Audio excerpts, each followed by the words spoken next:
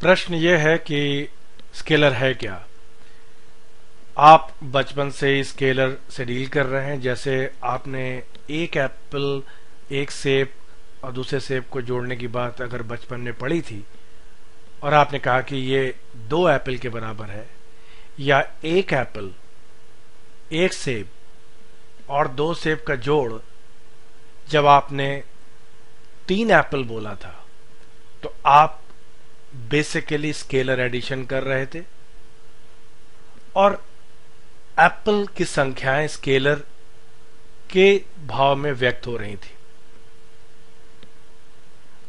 अब अगर हम गौर से देखें तो हमको यह समझ में आएगा कि सिर्फ एप्पल ही नहीं, अगर हम जोड़ के अलावा जो बाकी चीजें तो हम लोगों ने कर रखी हैं, plus, minus, into, divided by, ये सारे के सारे तरीके गणित के स्केलर चीजों पे लगते रहे हैं बचपन से, जैसा आप देख रहे हैं।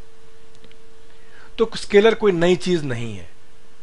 वही चीज जो आप बचपन से देख रहे हैं, वो सारी क्वांटिटीज, वो सारी वस्तुएं स्केलर कहलाती हैं। तो जैसे 2 एप्पल, 3 एप्पल जो प्लस करके आपने निकाला, वो बेसिकली स्केलर का ही एक भाव है। स्केलर मतलब अदिश संख्या है।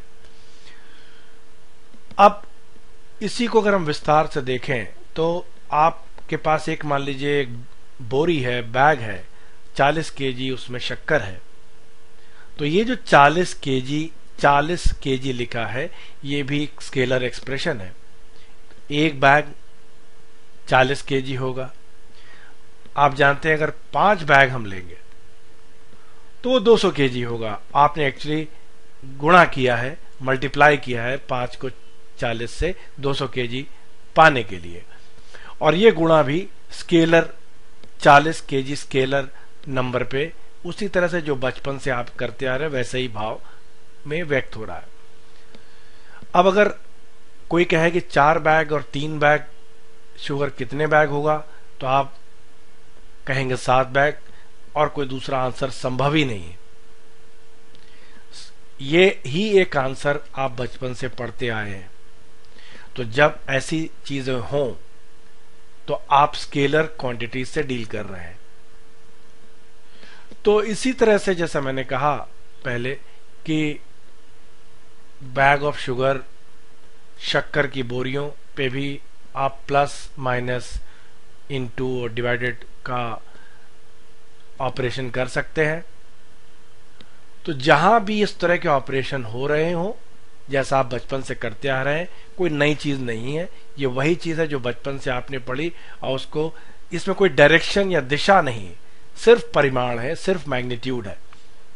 मैग्नीट्यूड जुड़ा, मैग्नीट्यूड घटा, मैग्नीट्यूड मल्टीप्लाई हुआ, मैग्नीट्यूड डिवाइड हुआ।